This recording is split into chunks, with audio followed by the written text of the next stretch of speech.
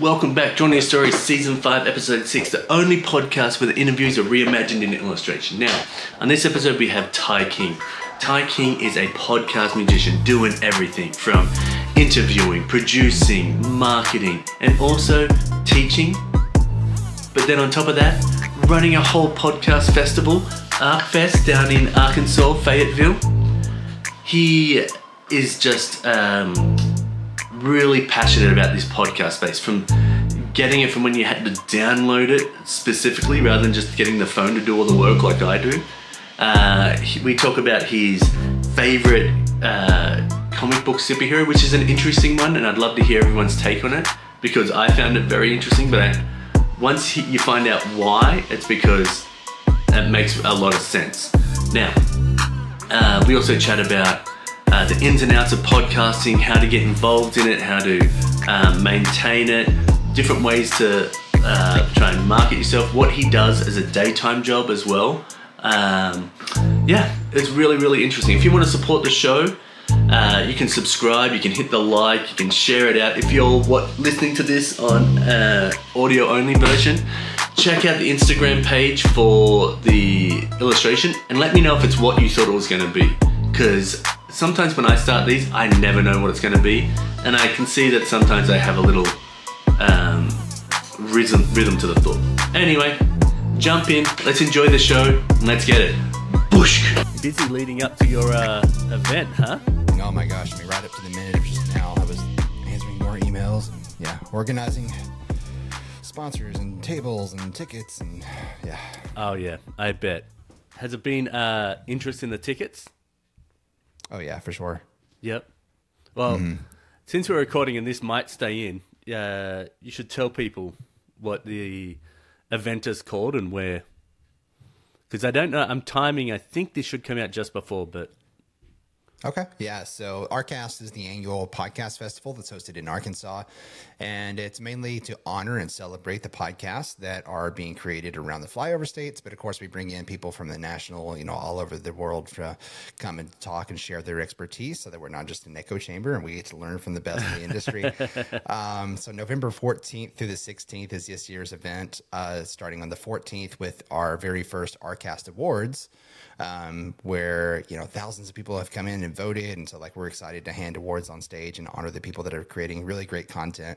And then the 15th and 16th, we've got full days of, workshops and speakers and people from all over coming in. And then plus we're doing a podcast pitch contest at the very end with a very big prize package that we can't wait to share. Oh, awesome. That's rad. God, that sounds so much work. Is it who is your team doing this? This guy. Just one solo? Yeah. So we've got a couple of people on the team, but I mean, this is a nonprofit organization, so you can't really expect people to put a lot of energy into it when you're not getting paid for it. But this is my passion and what I love and my vision. So I work really, really hard at this. I can tell. Just so people know, you and I met at Podcast Movement down in LA. Yes. Earlier this year? That was earlier this year? Yeah, far out. Doesn't that feel like a lifetime ago? Oh my God, yes. So how long I'm sure we'll get into this stuff in the questions and stuff like that as well, but how'd you get involved in podcasting? Why podcasting? Yeah, so I've been listening to podcasts since the early 2000s, back before they were called podcasts. They used to be MP3s that you would download off of people's websites that were creating their own shows, and you put them on your little Alpine MP3 player, and you put your earbuds and you walk around school listening to your cool podcast. So I started listening way back then. And my grandparents were really the ones that kind of hooked me on audio, as a storytelling form, with the War of the Worlds. They had tapes of the original War of the Worlds radio play. Yeah. And of course, old recordings of The Shadow. I don't know if you know what that is. No. Or Twilight Zone. They're basically radio dramas that used to come on back when they were kids, you know what I mean? Yep. And it was that was enthralling, entertainment for them. Yeah. And I really loved it because it was so different. Even though I love movies, you know what I mean? I'm a movie buff, and I always, am so, interested in how, film is created. But I feel like there's something in audio where the images are more real, if that makes any sense, because like they give me just enough to where my imagination takes over. Then I get to see whatever's, however I interpret that. So it's interesting like that. But anyways, in 2018, I had started a marketing business. And, I scaled the ladder of, status and several things in different communities, you know what I mean? And joined several different chambers of commerce, as you do whenever you're trying to grow a business. You try to get networked, you try to get tapped in, to learn who other people are, and then make sure that they know who you are and what you're providing. Anyways, so I got to the point to where I was leading a leads group in the Chamber of Commerce here in the center, the capital of Arkansas. But still, I wasn't of a certain status to where I could cast a shadow on the door of these C-level executives that I needed to talk to, to try to learn from them and try to, let them know what it is. But we did, So I was like, well, you know what? I will start a podcast and I'll invite them on as guests and just see where we can go from there. And like, lo and behold, it was a great networking tool. They were so honored to be invited on as a guest because you want me on your podcast. It's such an honor thing. They had no idea. I had 0 listeners. Just like you do for me. You have no idea. I have no idea. But I got a one-on-one session with them, and not only that, but it's recorded, so I can go back and replay that conversation. But also, they'll share that episode with their network, and now I'm tapped into their network that way, and it grows from there. It's an amazing networking tool, but also just an information tool. There's so much to learn from podcasting. Period. Oh, I fully agree. Before we get into this one piece that I really, how to put it, with networking, I feel like there's some people just have the magic. Like I can talk shit with anybody. Like I'm at the pickleball court. I know a little piece of everyone and I chat about it and stuff. But there's this piece of networking where I feel it's like you insert yourself in a way where that person wants to give you something without knowing they want to give it to you. You know what I mean? And not saying that it's a leech type system or something like that. It's more like hey, I know how to network and I know how to say, hey, I am looking to network and to grow, and you're willing to say, hey, let me grow and show, or let me add you to these people. I feel like I don't have the networking skills of adding that piece. Do you have any secrets that I could steal to network that? Of course. So I think, I don't have a whole lot of, like you, I can come up and talk to anybody, you know what I mean? As long as they're willing to have a conversation with me, I can most definitely have a conversation with them and find something interesting that we can both find common ground on, right? Yes. My secret about me, I absolutely hate small talk.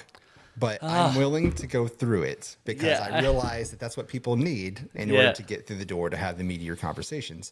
And so, to me, it's like, it's so painful to get past that part where I'm like, why are you telling me what weather it is when we're both in the same place? It doesn't make any sense. I can tell if it's hot or cold. So don't tell me it's hot or cold.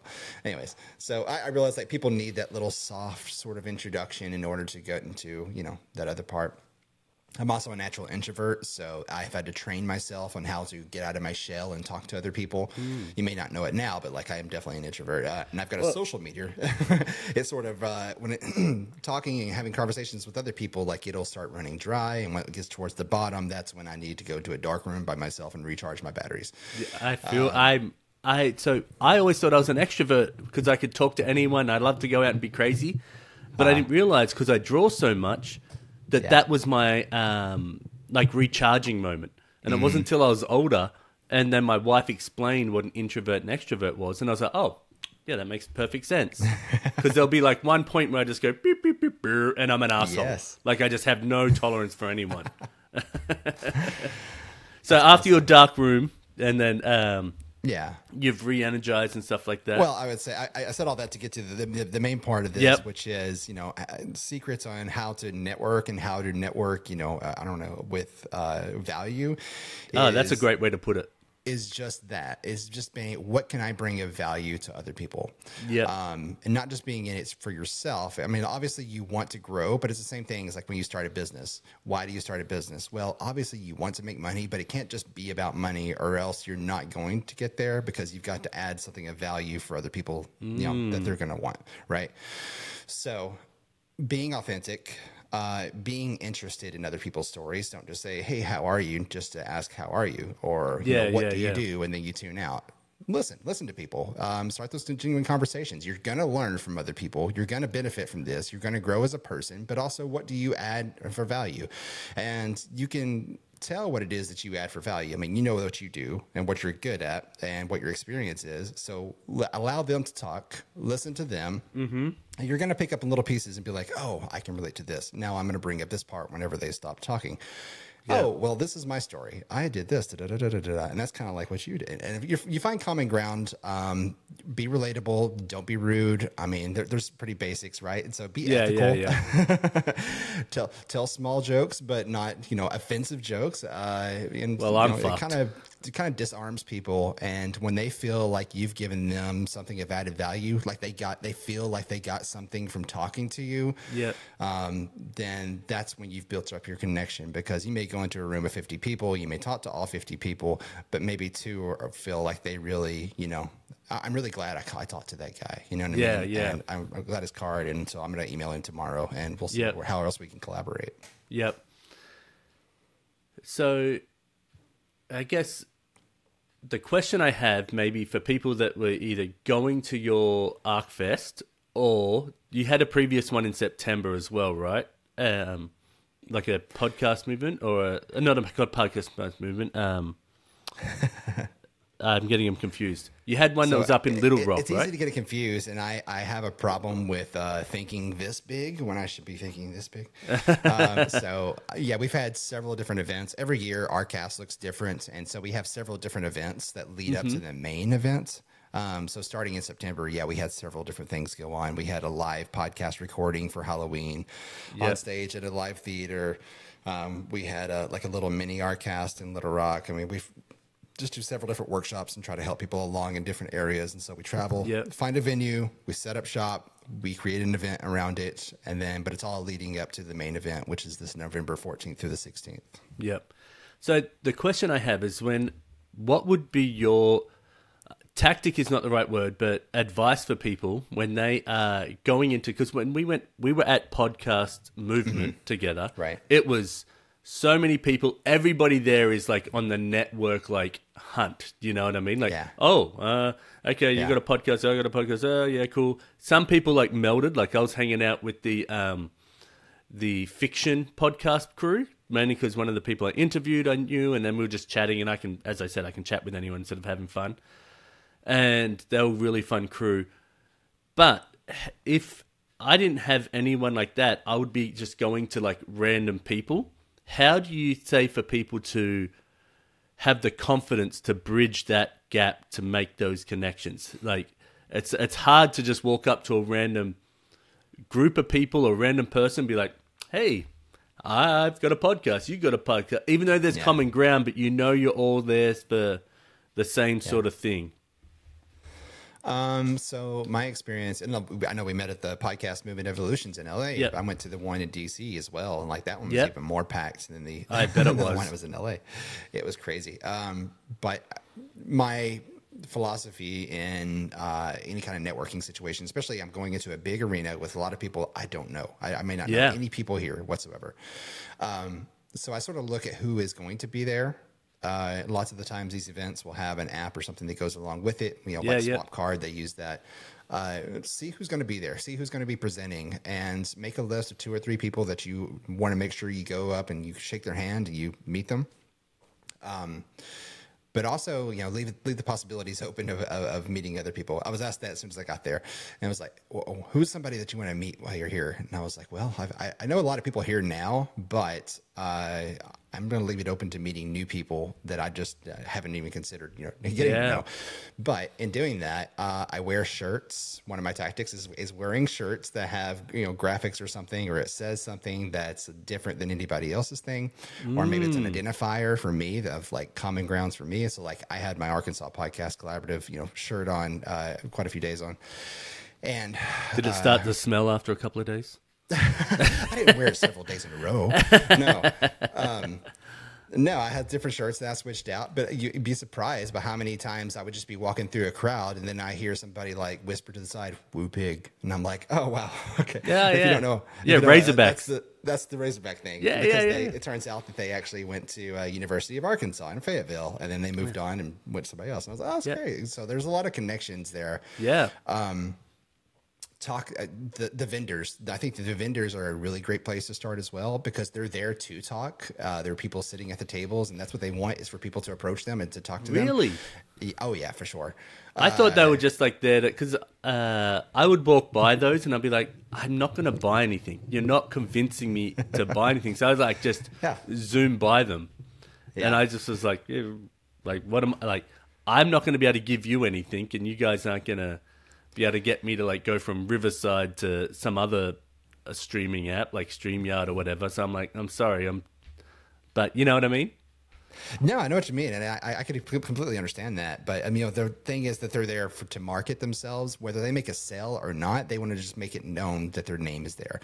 It's kind of like why people still buy billboards, right? You may not call that number that you pass by, but it's brand recognition, and now you know that they're on the map. Before you didn't know that they existed. So being able to talk to them, finding like that same thing of finding common ground. I do that with all the vendors. Like when I went to Podcast Movement, I ended up getting interviewed by Black Magic Cameras because I just went up and talked to them and told them, I use Black Magic. Yeah. And they were like, hey, would you be willing to sit here and we'll broadcast this live and stuff. It was so cool. Wow.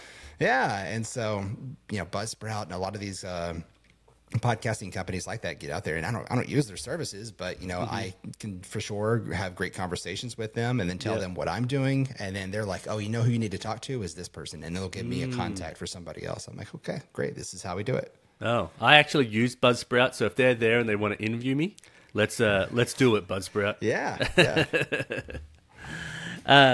All right, let's get into questions. I'm sure we're going to tap into a couple of these before, but I've got 10 questions that I asked for this, and then okay. As you know, I'll do an illustration not now because I'm not that talented, but at the end of it, I'll do an illustration that I can think of and bring to life together. Okay? Gotcha. All right. We got Ti here, and we're going to ask 10 questions, and we got Cybertruck, yay or nay? What is it? Cybertruck, yay or nay? Nay. Nay? Ah, man, everyone hates it. I love it. I can't stand Elon Musk. Can't stand him. But the Cybertruck, like I love it. Something so different. Through a car wash, why do I want it? Yeah, no, I just think it's so different looking. I'm like, I'm in. But I can understand why people don't like it as well. Like, it's so different. What do you do to pay the bills? I own a marketing company, so we build lots of websites and produce podcasts, and so that sort of provides my bills and plus pays a lot of the things for the nonprofit. Oh, wow. Okay. So if you have a marketing business, do you have certain tiers or certain, like, hey, we're going to build you a website because you're a small store and you need like a Squarespace website, but we can build it out and design it, take photos, and then do you have like marketing where you're like, hey, now to get people to come to that website, we're going to build out some social media tools, or build them out and say like, here's your Instagram and that, and then here's the strategy. Yeah, I was, trying to be upfront and be like, okay, we don't need to just plan. If you want a website because you think that you need a website because you never had one and everybody else has one, that's great. That's a step forward, but you need to understand like how marketing online works. You know what I mean? Like that's a great place. Just because you build a brick and mortar doesn't mean that everybody's going to come stop at your brick and mortar, right? Yep. The same thing with the website. It sits on a lot of digital, there's digital real estate out there. So now you have your house, which is your website, but like, how are you going to get people to come there? Well, there's so many different different avenues to do that. And one way is, of course, Instagram, Facebook, LinkedIn. Those are kind of the three that we always do. We sort of don't do the text only like the, X or the threads, you know what I mean? I know those are pretty popular, but like if it doesn't make sense for your business, then you don't waste your time there. You know what I mean? Yeah. So yeah, and building that out, if they need videos done, if they need photos done, which I always recommend, and we always do our own because I hate stock footage and I hate I hate stock images. So I'd rather take an original image, and original footage of the business itself and put it together. But yeah, we worked with a lot of nonprofit organizations too. We've been blessed in that area. So being able to be kind of selective with the clients that we take on, because a nonprofit will get a grant for a certain amount of marketing, and then we help them with that, and we know that our work is going into something that's also giving back to the community and it's doing good. Like we're paying, everything's getting paid forward, so everybody wins in that situation. Yeah. So when you're doing something for a nonprofit, and let's say it's something that you're really passionate about, or you see that's a really good cause, is it hard for you to go like, hey, here's your budget for, let's say, I'm just throwing a dumb number out there, like $5,000, which means nothing really.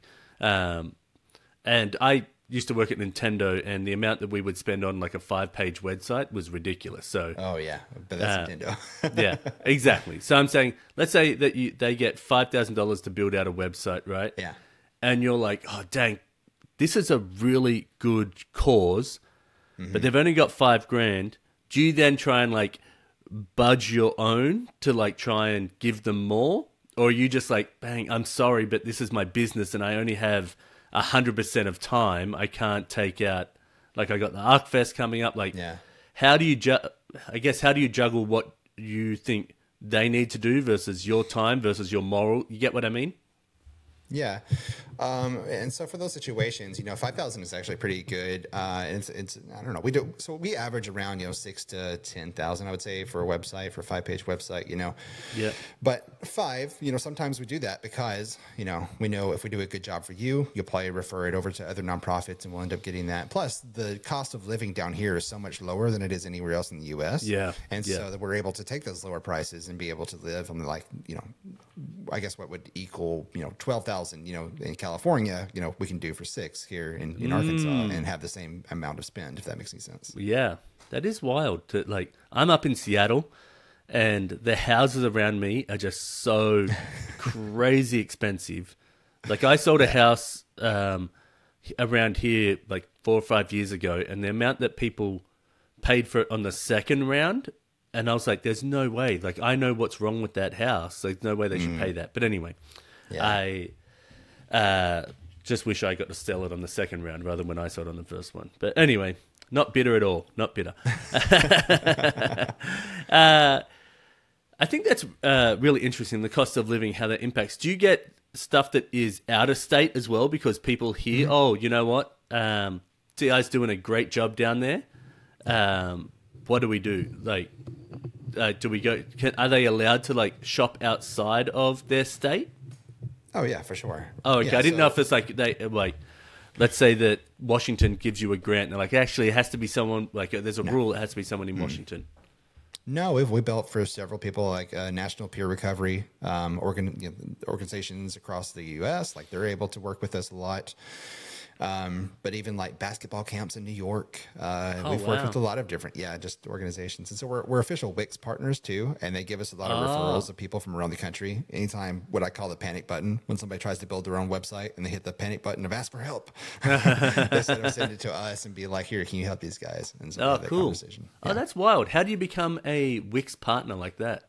You've just got to be building on their platform for a while, and have so many websites under your belt, I think, and have made, so many premium plans and things. Oh, yeah. That's awesome. Yeah. I didn't know that was even a thing. That's good to know. So if any young designers and that are out there and like doing freelance, I guess if they focus on one platform, then they can end up having a conversation with them. And yeah, there are several platforms to do that. I know Wix does it for sure, and that's been the best that I've found. But also Squarespace. Squarespace, yeah. I use those guys, but I've been using them for so long. I have not used anything else. I tried Wix once, but I think I was just too rushed with it, and I was like, this is not fitting right. And then I just needed something I could plug and play, if not code my own. Yeah, yeah. Oh, you want to code your own? Well, I did. Extra step. Well, I did. I coded my own back when I was looking for a job where I was going to be a designer. So I ended up working for Nintendo, and I think that the fact that I coded my own and designed it, that got me the job more. Yeah. Maybe the Australian accent helped. maybe just a little bit. Just a touch. It definitely helps if you know how to code a website, and like you can do custom plugins and that type of thing. Yeah, that's absolutely a plus for lots of the businesses like that. But for I would say most small businesses or nonprofits, like they don't need any extra. I agree. There's no reason to go to WordPress or anything like that. Like using Squarespace is great if you're going to do it yourself, because it kind of gives you fill in the bubble type of setup, you know what I mean, where it's like you can add a square in this square area, you can add a rectangle in this rectangle area. Yeah, exactly. But with Wix, like you can freeform. There's lots of different things, and I love the creativity that I can put into it, and also the mobility and all that stuff. This is not a commercial for Wix. Really. I was just about to say hashtag no commercial for Wix. We're not paid by the well, I am, but you are. Yeah, you are, but I'm not. But if they want to pay me, fine. That's awesome. Well, I think it's just fun for people to hear that there's other avenues of getting referrals, and that if working closely with a company that you may like as well. So you're finding that you like that company over Squarespace, and you like the fluidity of their way they can do their projects. Yeah. And I think that's pretty awesome that it works out. How much... So you say that the Arkfest and everything is a non-profit, and it's a passion project. So then how much time out of your week do you spend on Arkfest? And mind you, let me ask this. Are you married with children? Yes, I have children in my life, yes, and I have a relationship. Okay. Well, so for me, having kids soaks up, and it's enjoyable time, but it soaks up so much time, right? Right. So then I'm like, how do people, you're saying, oh, I do this marketing job and that's my business. Oh, now I've also, as a passion project, taking on something that is so, even if you only had, I'm sure there's going to be more than this, if you only had 1,000 people come to the Arkfest, that's a lot of fucking people to organize and shuffle around. You know what I mean? Mm-hmm. And then all the other pieces beforehand coming in there. Then you got the people, then you've got the presenters, sponsors, all that there, and the venue, parking, food, all that. I don't know how you do it all. I don't overplan things, I guess to say. I have a loose structure of the way things are going to go. So the food and all that stuff, obviously we have to have that planned ahead of time. But in the parking and all that stuff. But when I choose the venues, I'm sort of selective in how all that stuff is kind of already handled. Yep. And so the venue we're going to, they have their own staff that'll help with a lot of different things. But okay. Nailing down. Where are you holding it? At the Fayetteville Public Library Event Center. And so I've walked past there a bunch of times. I was in Fayetteville for my brother-in-law. Not my brother-in-law's, my cousin. He had to have this full leg thing done down there. There's only one place in the world that does it, Spiro Clinic. And so I just spent all this time in Fayetteville, and I'd just be walking around. And so I know it kind of quite well from just walking around. Yeah. Yeah, it's a wonderful really little city. Incredible, little library space, and the most Fayetteville library thing ever. A few weeks ago, there was some fire damage because the beekeepers on the roof lit at the AstroTurf on fire.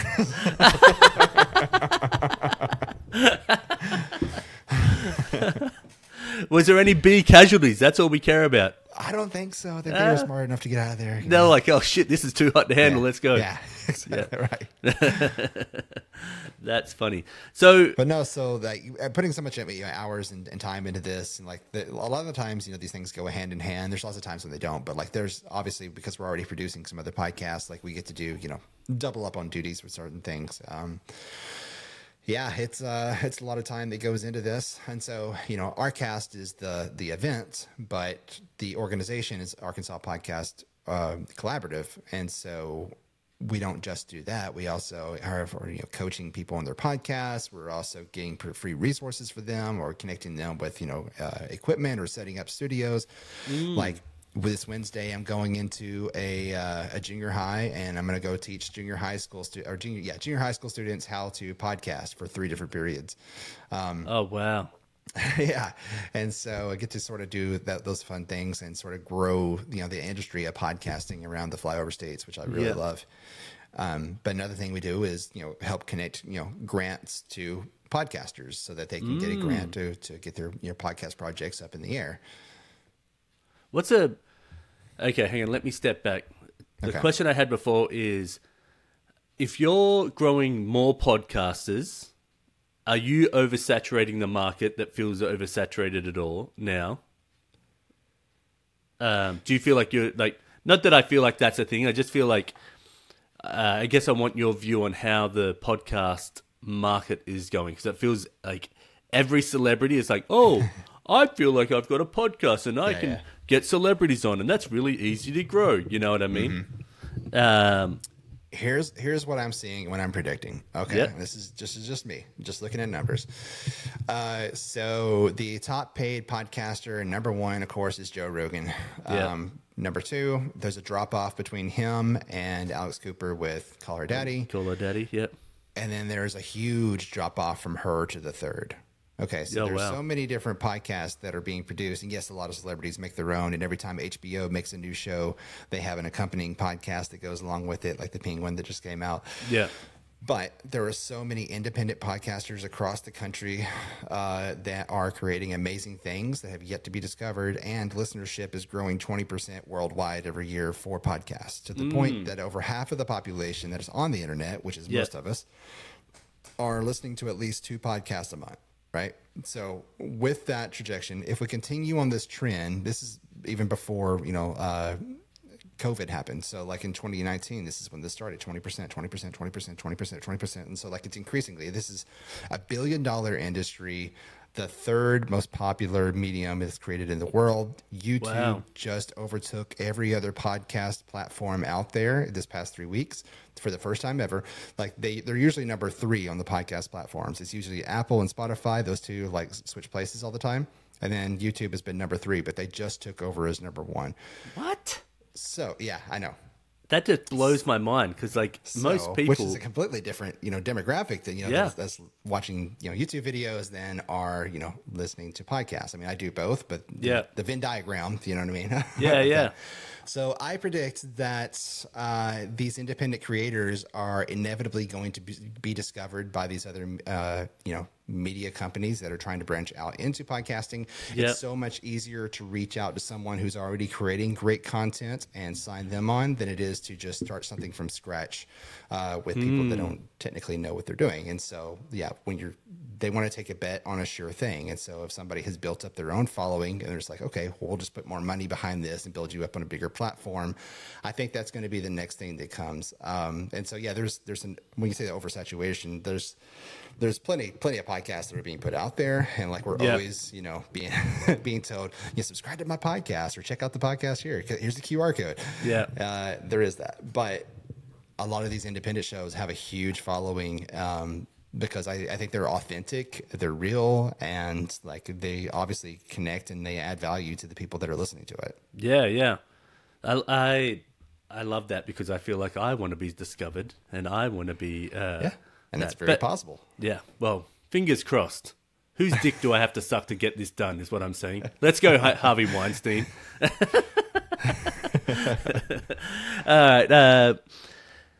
So when you're teaching these young kids and stuff like that, are you teaching the actual process of, like, from the get-go, like, this is how you turn a mic on? Or are you like, hey, you guys are technically savvy enough, this is how we structure a story, this is how we, or all of the above, everything in between? Yeah, sort of all of the above, and it depends on where they're at. I always go over the basics just in case, but for like going into this junior high, like they are starting from zero. There may be some kids in there that understand. They've used like CapCut or something like that to make a TikTok video. You know what I mean? So they understand a little bit about editing audio and video. Yes, exactly right.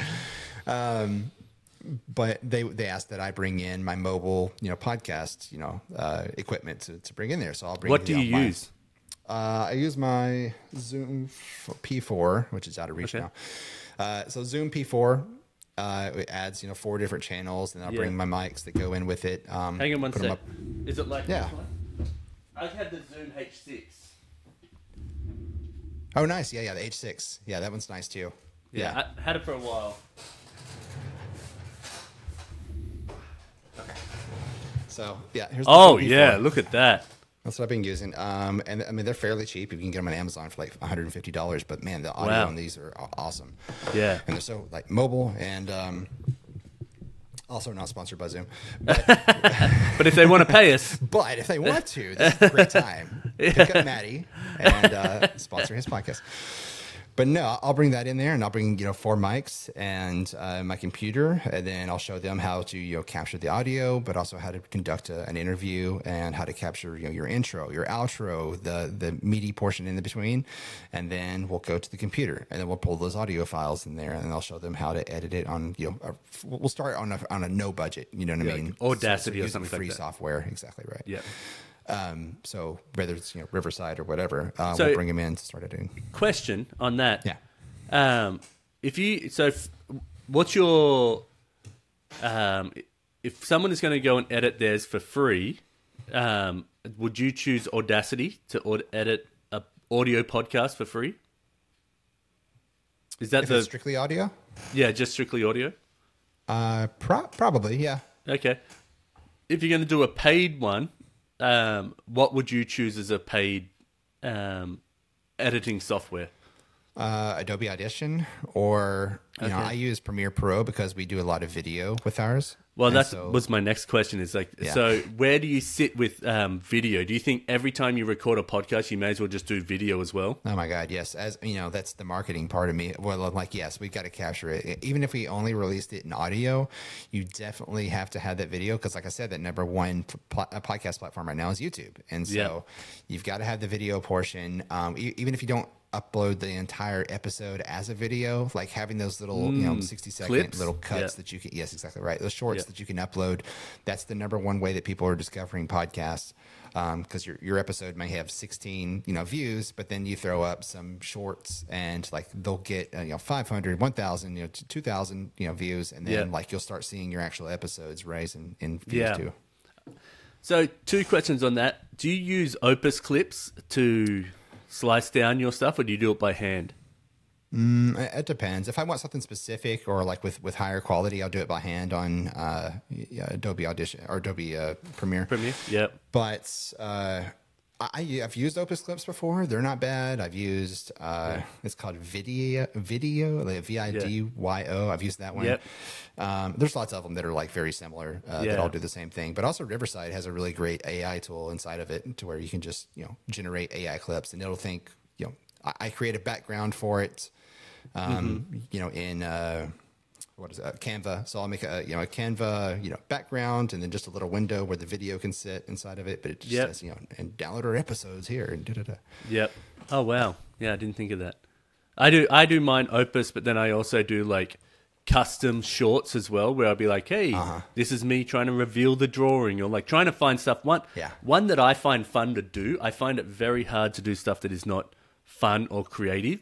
And especially even with thumbnails, where I'm like, oh, this boring thumbnail with an arrow is really successful, but I want to have something that has energy, that's showing this and that. And then you're like, sort of thing. So YouTube is a different beast because you can create a thumbnail that looks really great to you and you're really proud of it, but that's not going to be the thing that performs the best. They want simplified and just really watered down and dumb.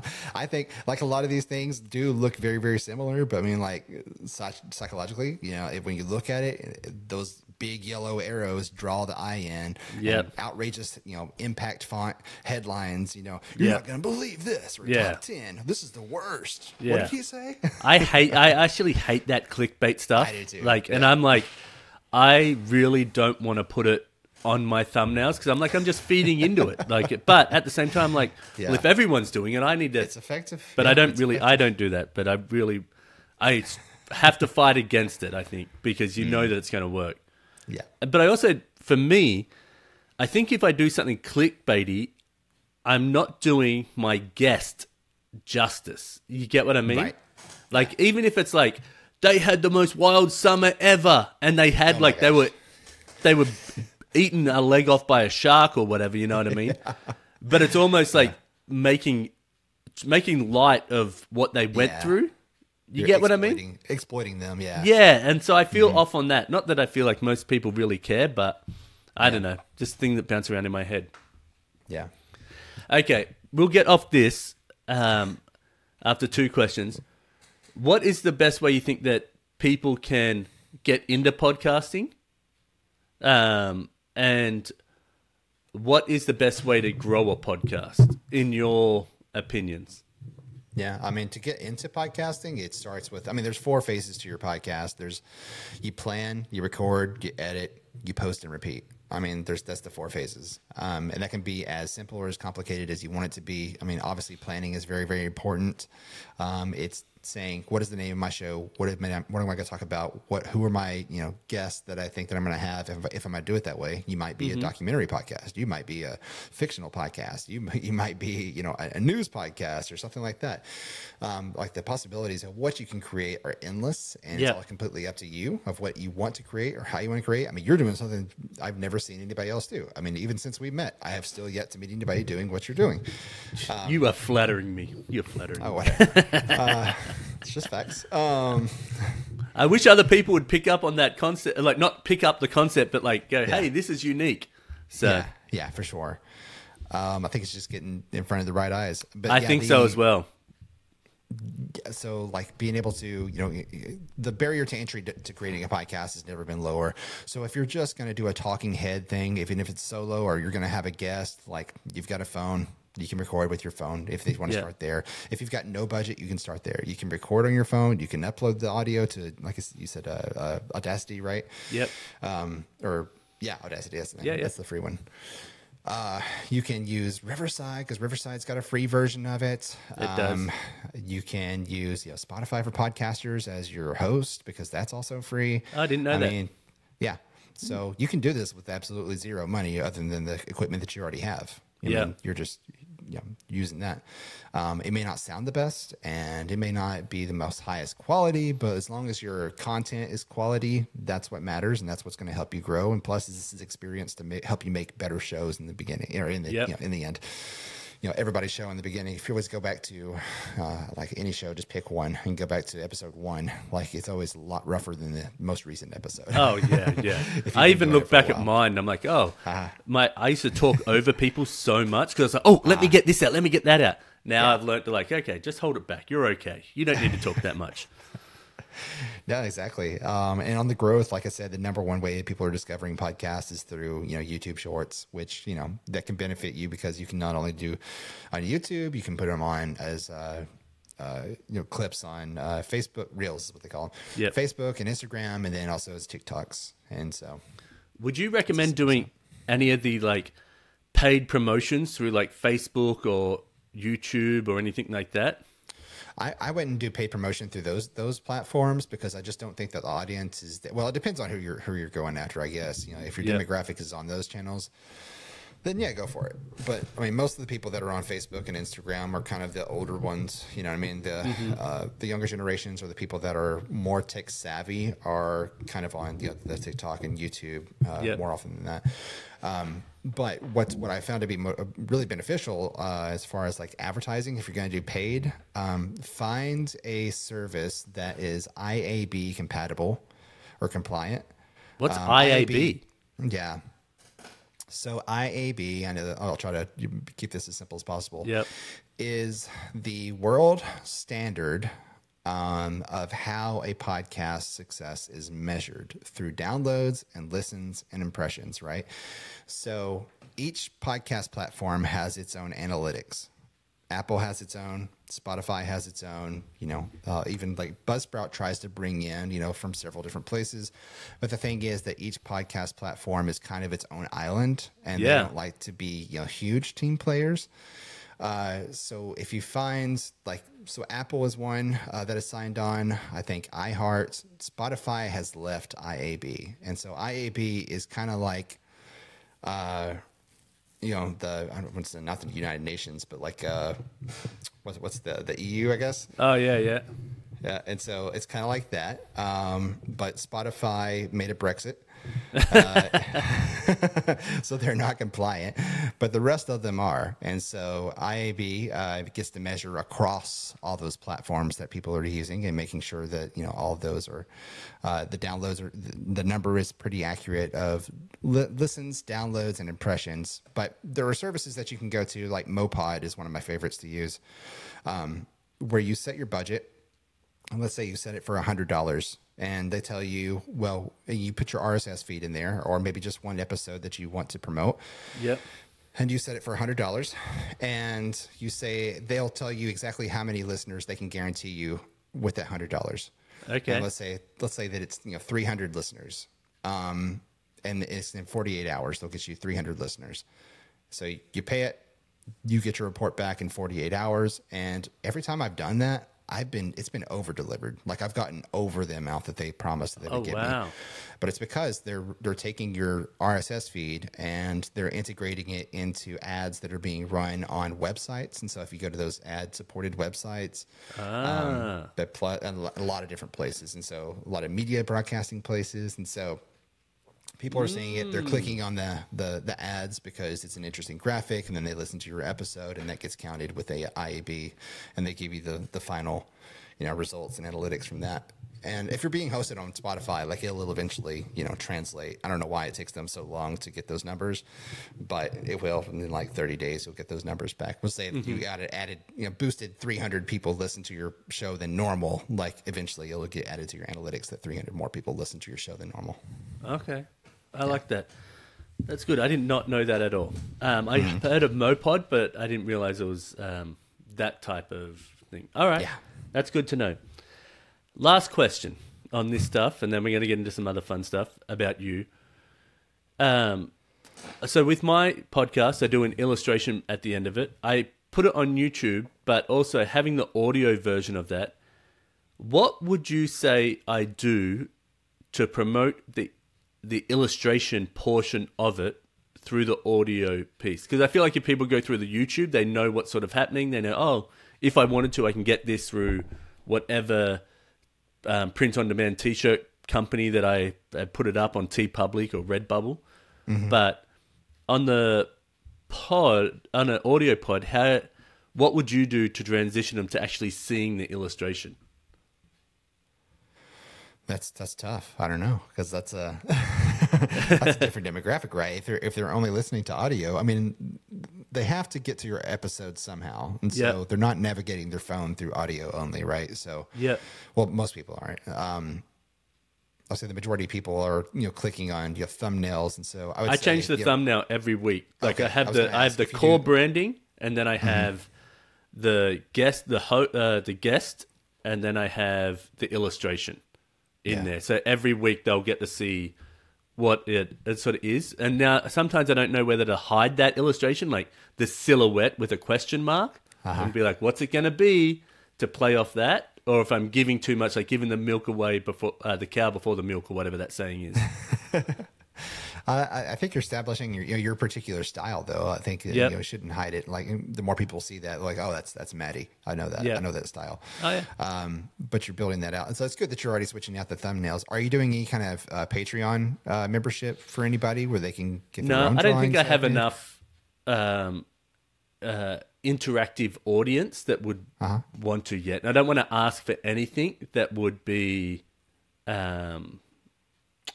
like me asking for something where I feel like I can't deliver enough. Do you get what I mean? Okay. Like where it's like someone like, oh, here's $10 a month, and I'm like, I can give you the illustration, like, but I don't think there's enough of an audience there quite yet that we converse back and forth. You know what I mean? Other than people that I've either had guests on, or that I've that have somehow like know me through something. There's only a couple that sort of, oh, that was a great episode here or there, but no, not many random people. Okay. Yeah. I mean, other than having that system in place where, if people do start listening to your show, all of a sudden you have a pickup and you say, hey, you can support me by going to the Patreon at this address, you know what I mean? Or having it tied into your website, where people can pay a membership fee, and then you give them an original drawing or whatever it is you want to do, or maybe a special drawing just for the members of that group, or a small episode. I mean, it's just most in my experience, what I've seen from people, when they go to Patreon, it's not because it's not like going into a store, right? You go into a store because you need a bag of chips, and so you grab your bag of chips, you go to the counter, you make your exchange, and then you take them home. And so it's not the same thing with Patreon, where people are going to Patreon because they understand that you have to make money, and that the content that you make they enjoy, and so they want to support you.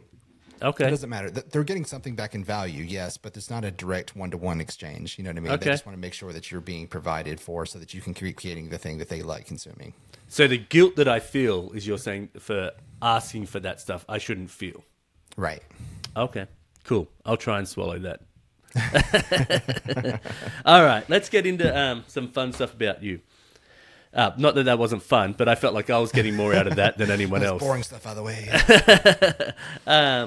Which fictional character is your favorite? Favorite fictional character? Oh my gosh. Are we talking like movies or books? Or whatever you want. Games or No, it could. I know the broad spectrum, and I'm terrible at answering these questions myself. So that's what mood am I in? I get it. So we'll just say, for right now, because I'm sure that changes a lot with me, I'll say Hawkeye, the most controversial Avenger. Everybody's least favorite Avenger is my favorite. How? Is it because this is? I'm just going to guess, so don't say anything. Is it because he has no superpowers and he still stands there with the rest of them? Absolutely. Okay. I can understand that. I think it's his outfit that everyone's like, really? You've got no sleeves on? You're just like, hey, let me just get out there with no sleeves? No. I'm still human. I don't have any superpowers. I need to have some sort of Batman armor, you know what I mean? Uh-huh. Yeah. Yeah. Okay, I get that. I don't agree with it, but I get it. Yeah, I don't know. You don't have to. It's there's very few that would agree with me, Bill. No, but I do like that thought of it, because I thought that as well. Same with Black Widow, where I'm like, she's out there in Avengers Endgame and that, or where she's fighting these people, and she's still in there giving it. She's definitely dangerous, but I feel like she's she was in the Red Room ever since she was a little girl, so she's had a lifetime of training, and then I don't know. And I like what Hawkeye says, when they were fighting Ultron. We're getting really nerdy here. Oh yeah. No, I love it. Nerd.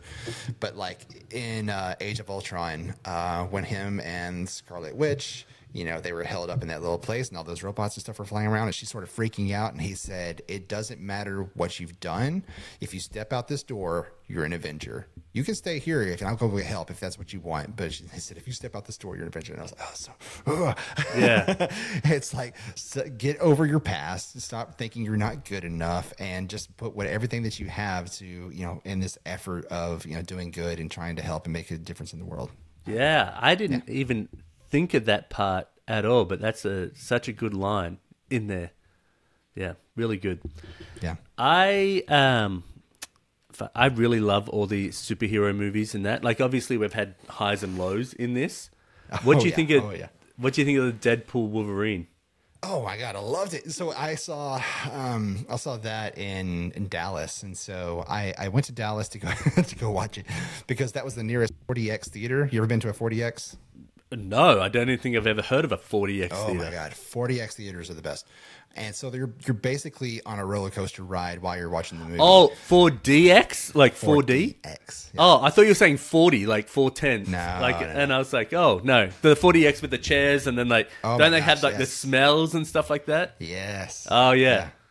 And it rocks you, and they, there from the beginning, the intro, you know what I mean, where he's fighting the TVA agents, and from the first time he cuts into one, they spray you with water in the face and stuff. Oh no way! Warm water goes in your face. I see what we're doing here, but you're constantly getting punched in the back and getting rocked around every time. That's wild. Going to your face. Oh, it's so fun, and it was in 3D as well. So that was the prime way to go witness that movie. Yep. That was what he's done with that character and the leaking of that footage to get these movies out. Oh my God, he's genius. He's the marketing genius of all time. Oh God. I promise you. Yeah. With the Wrexham and all that sort of stuff. Yes. Far out. Incredible. All right. What outside of podcasting, what do you do for fun? How do you like let steam off? I like creating stuff mostly, and so I'm a sort of Renaissance artist, I guess you'd say. I love playing guitar and singing. Oh wow! Yeah. And what type of music? I like taking like heavier, more progressive, like punk rock type of songs. Yeah. And then making my own more chilled out acoustic type of thing. Oh, but not cool. like a kumbaya, but more of like raw emotional thing. Yeah. So there's that. I have, I love making things from my 3D printer and printing those. Oh wow! Do you do the 3D modeling yourself? A lot of the times, yeah. So I'll do that. I'll escape them and stuff. But I mean, like, just making little things that make life easier. There's my little phone stand I made. You know what I mean? Where I can just prop up my phone. Did you download that, or did you design that? No, I downloaded that one and just printed it off. But yeah, I make stuff all the time for my cameras. If I need a extra, cold shoe mount or something like that. Yeah. Oh, that's cool. It's one of those things that I would love to learn. And I almost like, if I was better at scheduling, I'd be like 4 days podcast stuff and like normal stuff. And then Friday is a full like either 3D or 2D animation or whatever I want to do. Yeah. So, but I'm too sporadic. Like right now I'm working on a tongue painting series and I finished one. I have one that I sit there and I paint at night and I do. So it's a little bit all over the show. Did you say a tongue painting series? It's so dumb. I really enjoy it. So it's a mouth. The mouth is. I'll send you a picture after this, but so you get a full concept. Maybe if I remember, I'll pop it one right here. But it's a cartoon mouth, and it has multiple tongues come out of the mouth. Okay. And then the tongues are sort of intertwined in each other, and then there's like drool on them. And I know it seems so stupid, but it's meant to like represent of this feeling of like. Some might feel uncomfortable because they're like intertwined and you're like, oh, I'm sort of viewing something I shouldn't. Right. Some are like, oh, like the one I'm doing now is called My First French Kiss, and it's got it looks like a French flag behind it. It wasn't super intended to be that way. But then it's got this one tongue coming out really sharp and then the other one like spiraling around it. And like most people's first kiss aren't the like intended first kiss. It's meant to be all like beautiful. My first kiss, like I think we were both open mouth and just like having a sword fight with tongues, you know what I mean? And so that's the sort of like it's meant to feel like that. The one I did before is like there's 3 tongues intertwined. It's meant to be this like mess of tongues, like a mess of words type thing.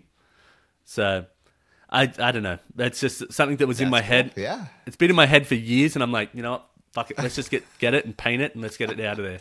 That's awesome. Yeah, so I'm going to do a whole series on this. I mean, interesting right off the bat. Yeah. Even when I had no idea what you were talking about. You said tongue paintings. What? Yeah, I'm asking people to like poke their tongue out, and I'm doing like just their tongues. No. I had a lot of things like that come in mind. I was like, yeah. Painting his, bite on the tongue. Different Paint me like your French tongue.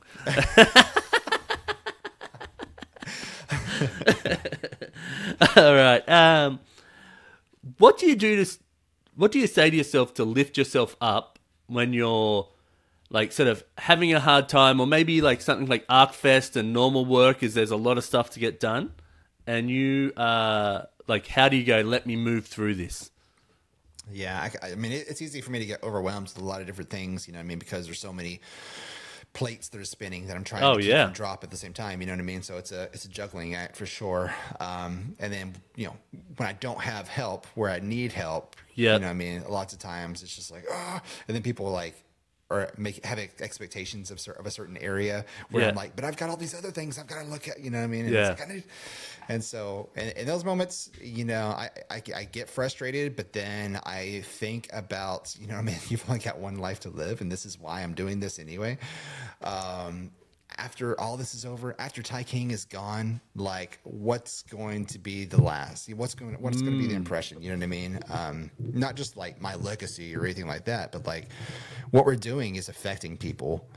When we're honoring people in these award shows, or when we're giving, large amounts of grant money to people so they can start their dream, podcast, so they can get, I mean, this is helping people's lives. It's improving them. That's what's important. And even if they remember me or not, whatever, but like, they're definitely not going to remember that I was frustrated. And so the frustration really doesn't get me anywhere. It doesn't help solve the problem. And so I just have to kind of let go and embrace some of the, some of the chaos. And realize that not everything's going to be in control, and I'm not going to be able to put 100% of my energy into everything. But I'm going to do everything to my best ability and try to, give as much of myself to everything that I have, going on, because it is important to other people. Yeah, I love that. I like with those frustrating times, especially when you got a lot of stuff going on, I find I go more insular. Like, I don't want to be around people. I want to try and solve this, where I think sometimes it might be the best to sort of go, hey, I just need a little help with this little piece over here. Whether it's like, can you pick the dog poop up? Or like, hey, I can't get to that piece of laundry today. Or like, you know what I mean? Yeah. Then so I see that. That's on a lower scale of what stuff you've got going on, but no, but those small things in life, like those add up to be huge, like you said. Because like if you've got all these things going on in business, and like you said, your kids, oh my God, your kids take up a lot of time, and it's not just spending time with them, it's also cleaning up after them. And you got homework, you got school, you've got make sure everybody's doing clean, everybody's helping out in the house, and then if you've got a partner, making sure they're not going crazy because all these responsibilities are falling on them. And so there's lots of responsibilities for life. Yeah, for sure. Yeah. I fully agree with that. All right. What is a kind act someone has done for you that sticks with you? A kind act that somebody has done for me that sticks with me. Yeah, like obviously someone's done kind acts for you many, many times. But there's got to be like 1 or 2 or 10 that sort of go, this person stuck their neck out for me. This person loaned me money. This person did this or whatever. You know what I mean? Yeah.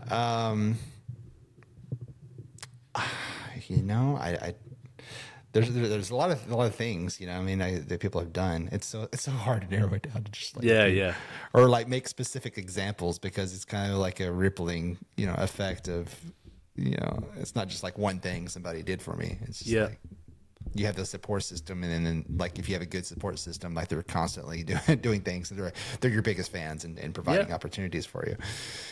Yeah. I don't know. I guess like one of the happiest like sort of things that came out of that, for some of them, like one of my friend and client.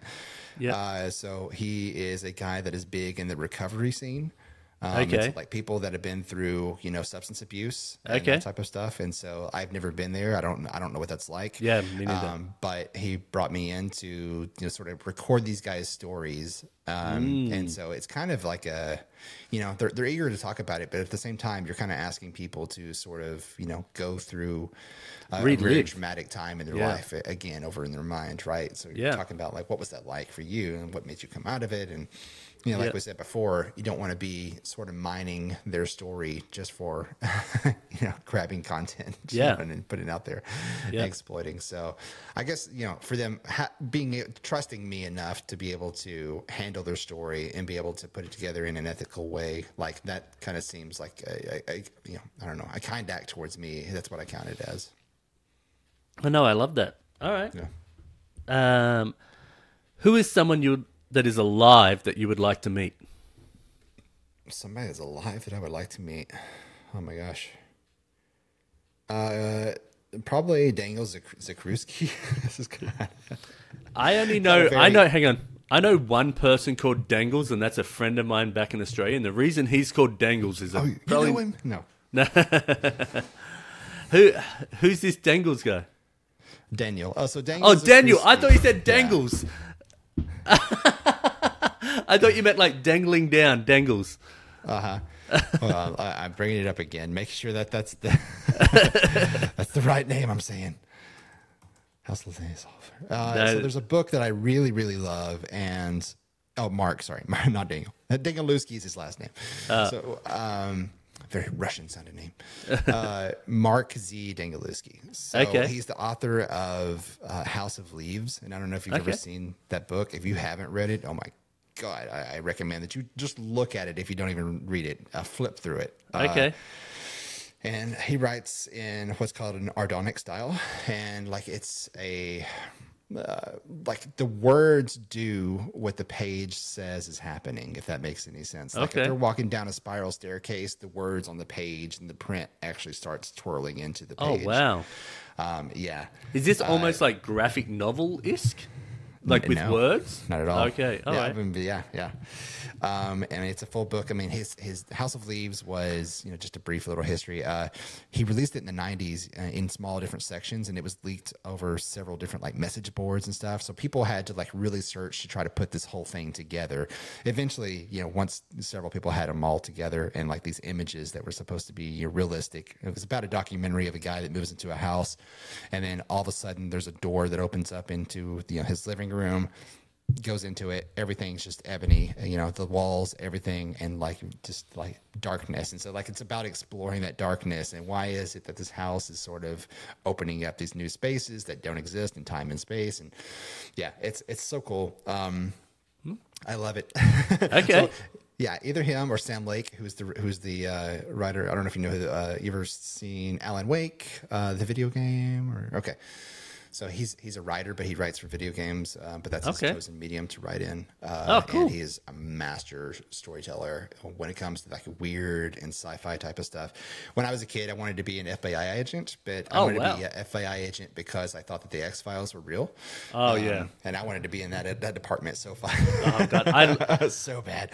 I love the X-Files. I also love. Did you see the show Fringe? I did. Yes. God, I feel like Fringe was like, hey, this is what X-Files did, and now let's do this whole story that fully loops back into itself. Oh, yeah. So definitely along the same lines as, Alan Wake and Control and the whole Remedy, that whole publisher. And so, like, he writes all that stuff and ties it all together. But, yeah, those are two people I'd like to meet. Oh, that's awesome. Well, if they ever hear this, go meet Ty. That'd be great. Go meet me. Yeah. All right. When's the last time you rode a bike? Rode a bike, stationary bike or a bike on wheels? Whatever you want. There, big guy. Oh, stationary, probably 2 days ago, because I go to the gym a lot. So, like, do you? You do look. Yeah. You do look buff. Hang on, let me see if I can buff. Okay. All right. What about a non-stationary bike? Probably 3 years ago, maybe. Oh wow! I would say, yeah. I'm always on foot. I always like walking, and so like. There are times when I just have to drop everything and just go walk and go explore. I think that's my favorite thing to do, is just go find out something new that I haven't seen, whether it's in my hometown or whatever, or where I'm at. That's how I love to explore new cities, to be honest. Yeah, same here. So I did that when I was in LA, but I did it even more when I was in DC this year. And I went around and saw like the Washington Monument, and the reflecting pool and all that stuff. But like after a while, all those monuments and stuff, they all start looking the same. And so I was like, I could go find something away from the touristy parts. And I went walking through Georgetown, and oh my God, it was beautiful through there. And it was awesome. And I found like this nature trail that came off of these old the houses that have been there for hundreds of years, and came up and then went to the National Zoo, and it was so fun. Oh, wow. I've been to DC once, but it was like we had to get a train from there to New York, and ended up having a pizza with a meatball, and I got super sick from it. Like I was throwing up on the train, and I was like, what? Yeah, it was.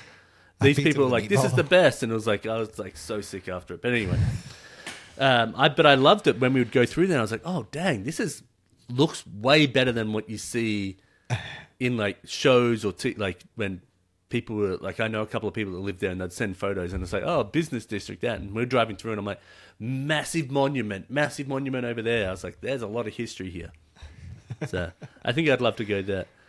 I do love seeing like, if I can explore. So riding the electric bikes around, so I'm not like exhausted. I know that sounds super weak, and maybe that's why I'm not as buff as you are, but like cruising around and being able to be like, hey, I can sort of soak this in, but I can cover more distance. You know what I mean? Mm-hmm. Yeah. I haven't done it in a new city, but I think that's something I would love to do if that was available, because you can just cover so much ground. For sure. I've got this idea in my head. I think I might eventually do it, of having, this kind of backpack fitted to where I can walk around, on foot, keep doing that, but also have like a foldable electric, like scooter or moped or something like that. That I can just put it in there, you know what I mean? And that can cover more ground once I start getting tired and being able to support more. Yeah. So I don't know. That's just an idea I've had for a while. There's those, what's it called? The little suitcase ones that you can do. But I feel like then you're like carrying a suitcase around. You're like, great, now I'm tired because I'm carrying this thing around. Unless it's on wheels too, yeah. Yeah, exactly. Okay, last two questions, and then you can get back to all your stresses of getting the Arkast sorted out. Thank you. Yeah. What are three things that you were grateful for? Support system. Oh, yeah, good one. For sure. Whether it's family or friends or people that have allowed me or you've allowed me to come on here and talk about what we're doing, which is awesome. Oh, I'm stoked to have you on. I am thankful for opportunities that open up that, aren't obvious. You know what I mean? Like you would never know unless you start knocking on doors and just trying to add value to where you can. And then those things sort of just open up for you. But yeah, so there's those two, and probably just my health right now that I'm still able to keep going. I'm almost 40, and boo. Yeah, boo! I'm like 44 coming up this year. Look at all these grays. Look at these crow's feet. I see. Really I've got them too. You can't see them as well, but they're in there. Oh yeah, but mine's like a whole like white patch. Like that's deep in there. You've got all your hair though. That's the thing. Yeah, I will say that there is a little grey patch coming here. That's kind of like rogue. Kind of like if that goes in like that, I'd be so stoked. For sure. Yeah. Just a little streak right there. Yeah, exactly. Yeah. All right, so that's the three. Last question for you. Yes. Okay. You have to wear a shirt for a year with a slogan on it. What does it say? Riverside? No. I love Riverside, but no, I would probably wear my other one that I wear all the time, and it just says eat, sleep, podcast, repeat. Oh, okay. Yep. Is there anything that you would make up that you would want other people to read? That would make up. What do you mean? Yeah, like a saying that you would have. So I feel like eat, sleep, podcast, repeat. You can get that off Redbubble. What would it? So we got those. I would say mine would say podcasters are artists too. Oh, okay. I like that. I've had that argument with a lot of different arts organizations about why they're not giving grants to podcasters, because they have never considered podcasts to be arts. But if it's going to be a grant that gets given to an art that's an audio form, it's always to musicians. And so if a documentary can be considered an art form, why is podcasting not considered an art form? There's a lot that goes into this, a lot of hard work, a lot of creativity. That makes no sense not to include it. Yeah. So I actually agree with that. One of the things that it sort of brings up, when the pandemic was happening, I was in Australia and I was living there. And so I was listening to a lot of radio, and there's a radio station there called Triple J. And actually, on that note, they have a whole series on there where artists would do, it's called Like a Version. And that artists will cover other artists in different like genres. So they might pick a punk rock thing and they do it like an acoustic, or they do it in electronic. But so if you ever get a chance, look up on YouTube Like a Version. All these crazy popular artists, because it's like the biggest thing they go through, funnel through Australia, is that radio station, Triple J. But on one of the news episodes they have on that, they're talking about how the government was like, okay, we're going to help fund the arts. So then the arts, and it's a big part of our Australian culture, but they're getting left behind. And the argument is that the way the government viewed the arts was that like, oh, we're going to fund ballet. We're going to fund the big orchestra. We're going to fund this. And they would be like, actually, a lot of the money that comes out of all this, like that helps fund tourism or like the finances of this state or whatever, is the concerts that like thousands of people are going to. And so the tax revenue off that and everything, why aren't you funding this? And so their viewpoint, because of the age of the politicians or what they considered arts, was only going towards certain things. So it's funny that as we're talking here, you're like, oh, podcasting's not getting that, but also over there, they weren't getting the recognition, even though they considered the arts, you know? Right.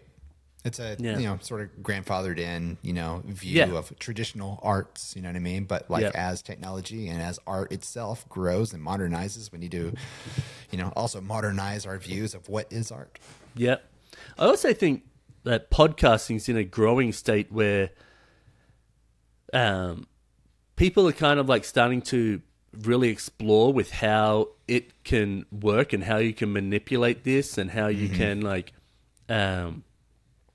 sort of find new ways, especially with the technology. Like you were referencing those radio shows back then, and they used to have a sound person do that stuff for the sound. You know what I mean? Like they'd tell the story and then the sound person would create a sound on there. They used to do the same thing for cricket. When they used to tell the stories for cricket, they would flick something. Oh, he hit a 6. And then they would flick or like make something. So then, I didn't know that. That's awesome. It's like, well, why would you? Like, how many times have you ever seen any cricket? In the US? Yeah. But so, like that stuff, they were pushing the boundaries of sound then. Now we have technology where we can push the boundaries, and the access to it allows more people to push the boundary and create. Now, some people might be doing this as just like an audio form of like, hey, I'm just telling the news. But how they tell that news, that's where the creativity comes in. Yeah. Yeah. No, for sure. I agree. All right. Well, Ty. All right. Well, that's it. That's the 10 questions. I hope you had fun. I'll get an illustration off to you in a couple of weeks. And thank you so much. The episode will be out, and we'll see how it goes. Very cool. I appreciate you, and I appreciate you participating in Arkast this year. I don't know if we've said that on the show yet, right? No, well, I didn't know it hadn't been official yet. If not in person, then through video, we will definitely have something where Matty's involved with Arkast and being able to do his custom drawings. Oh, I would love to do that. Yeah, I would love for you to do that. Yeah, it'd be really fun to do it like as many times as I can, and it's like 3 questions, and I'm just like trying to bang out them for that. That'd be like a mini. Maybe we could do a mini like Drawn to Your Story sort of like episode, and it's just like 3 questions, and I'm pumping out sketches for people. Yeah, I like that. We should talk because we probably should. We should probably plan for this. Yeah. Well, I think that what we should do is also, before I forget, is because I'll probably be doing it digitally, but I have a digital format, but I'll have like Drawn to Your Story X and then Arkast to the side. So when I send it to that person, they get the print with the branding of both of us. That's awesome. And that way they can like print it out or do whatever they want with it. Okay. Yeah, I love that idea. Okay. Well, let's chat before then and the timing and everything like that. But I'm stoked to have you on. This has been bloody awesome. Yeah, I've enjoyed it. Yeah. Well, I hope you have a great day, and I hope you don't get too overwhelmed with everything you have to do. Oh, I'm about to jump from this into another meeting. So. Always fun. Always fun. All right, Ty, have a good one, mate. All right. Thanks, Matt.